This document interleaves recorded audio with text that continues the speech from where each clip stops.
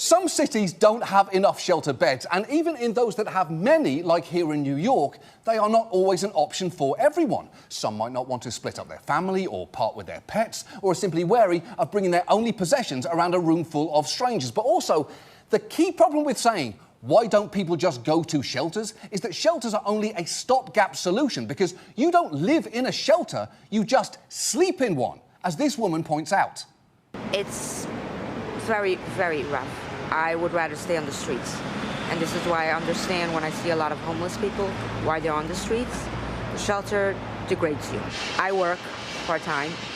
I went from a full-time job to a part-time job being in the shelter. Wow. Because there's just too much going on. I have to be in at 8 o'clock every night. Yeah. If I'm not in at 8 o'clock, I lose that bed. You wake up at 5 o'clock, you have to be out of there at 7 o'clock, regardless.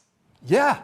An 8 p.m. curfew and a 7 a.m. kick out the door. So if pulling yourself up by your bootstraps involves working nights, I'm sorry, you're shit out of luck.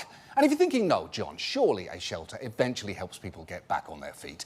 Everything worthwhile in life takes time. I read that on a pillow once. Well, think again, because just look what happened when the person who filmed that woman caught up with her almost 8 years later. You talked about going in and out of the shelter system. And that's still happening. And that's still happening. They place you, they let you go. They move you, they let you go. They get your money from the government, they let you go, and you're still misplaced. Yeah, the shelter system has done nothing to change her circumstance.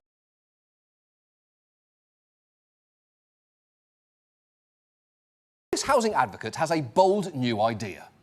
The solution is simple. This is what the solution is. This is the only thing that ends homelessness, is this right here, house keys. Exactly. House keys. In other words, give the homeless homes.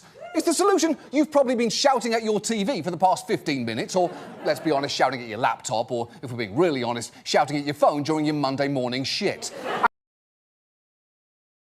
Some will say, sure, giving the homeless homes is an obvious solution, but before that, they need to be sober and have a job. But it's just not that simple. Set aside that dealing with sobriety or your mental health issues is hard enough when you are not living on the streets. Getting a job is often, if not contingent on, at least aided by, having an address. That is why advocates endorse an approach called Housing First. It prioritises helping people get a place to live, but also offer support like mental health and addiction services.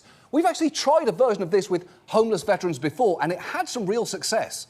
The first step of this new model is a permanent house, funded mostly at government expense, with services then added around the resident.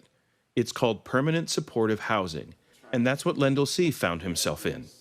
C. lives in this complex that houses only formerly homeless veterans. While there is no firm program that he has to follow, he has access to support services, including on-site case managers, mental health counseling, substance abuse treatment, and even a community garden. It feels good.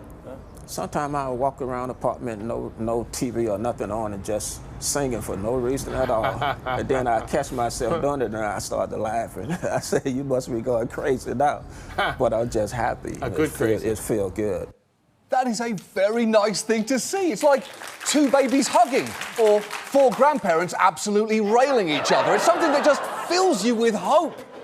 And thanks to this Housing First strategy, the number of homeless veterans dropped from 74,000 in 2010 to 38,000 in 2018, a near 50% reduction.